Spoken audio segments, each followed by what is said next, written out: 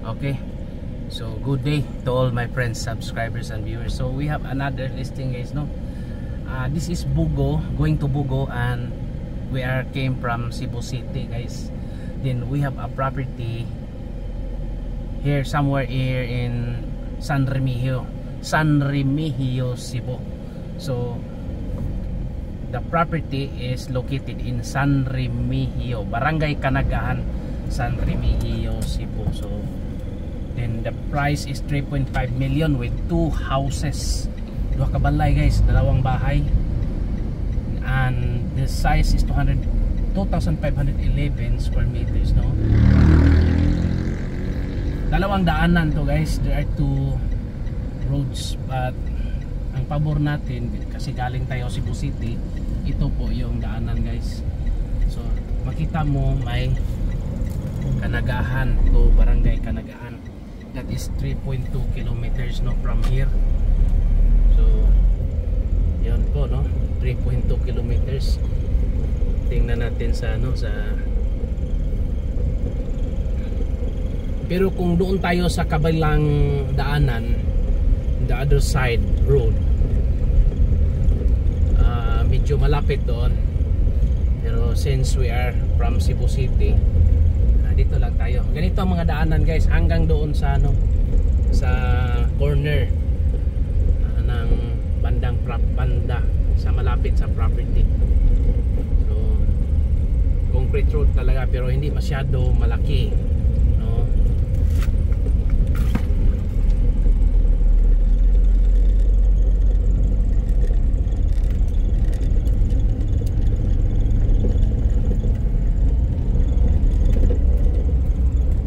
So nandito pa tayo sa sentro ng Kanagahan, guys. Bandang doon is the Barangay Hall. Dito tayo, papunta tayo dito, guys. So this is the Barangay Hall of Kanagahan.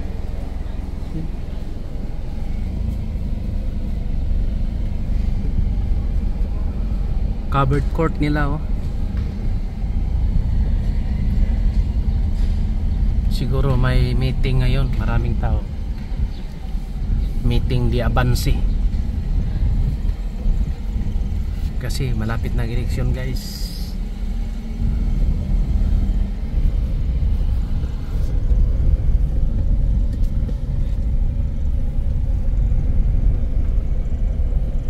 So kung ito, punta tayo doon, mga approximately mga malapit lang, mga 3 kilometers away or 2, less than 2. Ito po yung Kanagahan Elementary School. Yan po. So balik na lang tayo, magbalik tayo, no. Basta kung papunta na ito ng beach, malapit na lang to sa beach, mga approximately 2 kilometers or less than 2. Yan po. Ang kagandahan dito, guys, kasi may sarili silang libreng tubig, guys, oh. You can see na parang walang problema talaga. Kasi yan, no, libre yan. Wala yang bayad. So yun po ang maganda rito. Self-sufficient sila ng water supply. So nandito na tayo, ha? Sorry pala, akala ko 2 kilometers, 1.3 kilometer pala galing doon sa mga corner. So ito na pa yung property, guys, no. So dito tayo dadaan. Ito pa yung road right. So naugta. So we are here already at the property, no. This is the road right of way.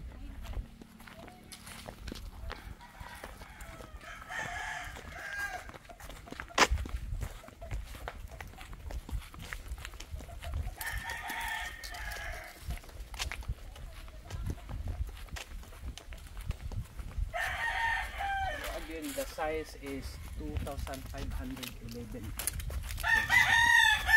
Hindi, apil ba ito? I-apil ba ito niya? Wala na ma-apil, no? Awa, apil na dito na niya. Nasod na 2,511. Ang kanira, 200. Awa, kira yung mga ibilin. Dili, 2,000 pa doon. Ako may ilan siya, 200. Pero apil ni. Oh, apil na kon. Apil pwede pa kabalayan no, dako man. Pero apil labot. Kami pagkita buhon ba? Oh. Tutong dire. Oo. Ito dapita. Diyan mo up. Dini, for example, dire dapita. Oh, dire. Ano na. Dito taman. Naututi mo hindi ko. So pwede mabalayan pagamay dire no. So diyan may mga mangga pilot, nakapunuan mangga oh. Kaya ang kani siya dire, gikan diha iyahangan, ya kani wala pa man niya na. Nabalhin na siya pangani. Oh, yeah, man yan. Di ba kamam ko man to ang pangan dito pikas. Ang nana, ang isang mama maningan. Kini lagi tanan. Oh. Lagi. So nag-vlog dito pa. Ada dili kay turbohon niya. Balik ka lang na. Sige, tira, mangutan naman ko nimo. So nakita ko man sa tax declaration yung pangalan ng mama ni seller no. Actually, nandyan man si Mother. Just in case pag may bibili, nandyan sila. Umuwi rin sa USA. So 3.5 million pesos guys. There are 2 houses no. Dalawang bahay.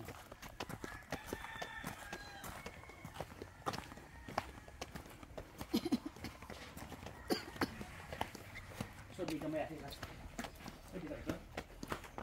Tapos Mother dia wala na. Napakilakaw. Nilakaw?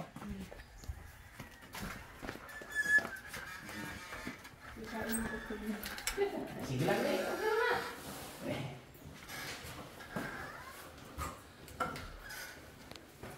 So 3 rooms, 2 rooms ulit. 2 rooms. 3 ya. 3 ba to? Oo. Yeah, 1 CR. Oo. Dari 1. 1 to. Nag-akbang mo. So, diara ang CR kung CR. Gawas na lang tadi rin. Exit doon. So, there is a perimeter fence already. This property adjacent is owned by a one guys, foreigner din. It's Canadian. Canadian no? Canadian. So maganda dito, mahangin no. Kasi nasa elevated. Signal is internet, kuan lang linya. Oh, Wi-Fi. Wi-Fi. Pero ang signal nga call Smart. Smart Pagitaon po. pangitaon pod. So dili hindi maganda ang signal sa cellphone. Pero meron pa rin. So, this is the dirty kitchen no. Pwede tayo pwede mo rin. Oops. May bisita.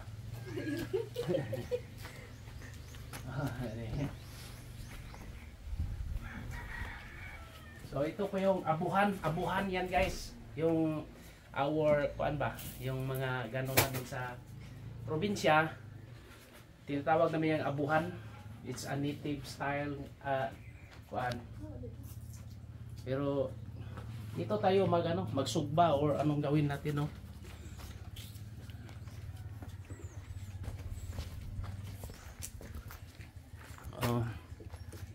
Then ang prutas natin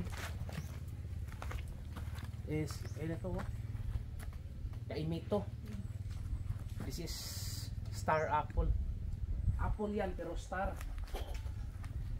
Then this one is the one guys no. Kubo.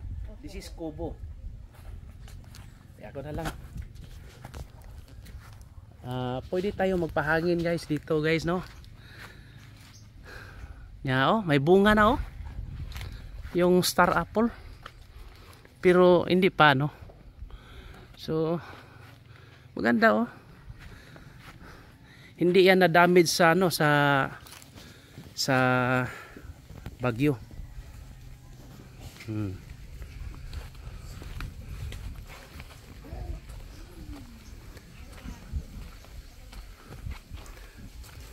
So may lemon.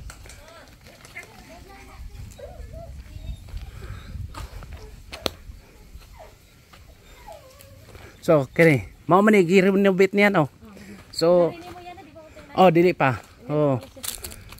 So maganda na, limpyo na. So malinis na yung surroundings guys Noon parang hindi pa maganda, pero ngayon super ganda na Pwede na tayo tumira. Pwede to gawin ng paupahan Oh. So very nice, no? At least you have already 2 houses, no? So saan ka? It has 2 rooms. Malaki ang ano? Shower. Wow, shower. So, wow. Don't worry guys, no, whether it is still under tax declaration because it is only one signatory. Isa lang magpirma. So, there's no problem about that, no. At least, ito po yung exit door. Yung sa Canadian, I know that still tax declaration po yan. Kasi magkaisa lang yung lote noon. Parang sinasubdivide ng mga heirs. So, ito po nangyari.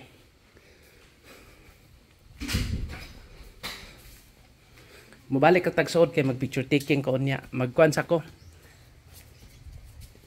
Ay, mo naman i-edit niya na. Adi, kuhan lang. Wa na gini krap-krap. Dito na gini. Di na ko ni krap. Dako kameraman. So, nindot no kay it's kuan. Nipa. Oh. Tapos, this is elevated portion. So, medyo hangin talaga. Kung magretiro tayo, tapos mag-farm ka ng kaunti, okay lang. Kasi malaki man yung ang lot area. May mga prutas din, may mga buko, mango, may kuan, papaya, saka marami pa. No? So, don't worry with that one, no? Kasi as long as the property is E&D, no, alienable and disposable, it means to say that ito po ay pwede magawan ng titulo. Kasi may mga tax declaration din na hindi pa hindi magawan kasi tax declaration saka yung kuan. So pwede na to. Pwede na guys. So sayang no pag si ma'am kasi nandun sa US yung may-ari talaga. Tapos siguro na pag parang hindi na sila magsitol dito, doon na lang sila. Pero kasi nabili rin nila to, so Tagalog na to pero sige lang, may mga Tagalog magtanaw ko. Wala reklamo sila kasi hindi ko maintindihan Bisaya. Ko sige lang, kahit try.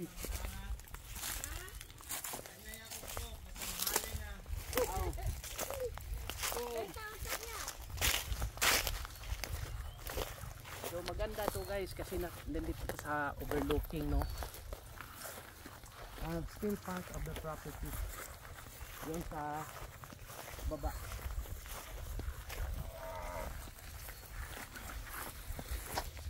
See? May video tayo nga nakapunta tayo doon, no. Hanggang doon sa yung may kahoy. At may creek na doon, di ba? Kanarang naay lubi nga las. Kanang lubi. Pero murag diri skilid apil pa man dito, may creek na sud man.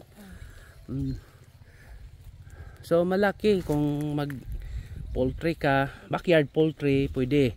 Backyard piggery, water wala man problema, water na kusog man. Mukha lang mo mawa ang usahay ba kay kanang magubaan. Magubaan. Pero pero may eskwelahan diyan guys, oh. High school malapit lang dito. So maganda ang property. Kasi maraming saging. So basta ang lang talaga guys, yung sabi nila di ba delikado ang tax declaration, di man, basta yung nagbibinta ay nakapangalan sa kanila. Yun po. Ito po yun, nakapangalan man ni mother ni owner.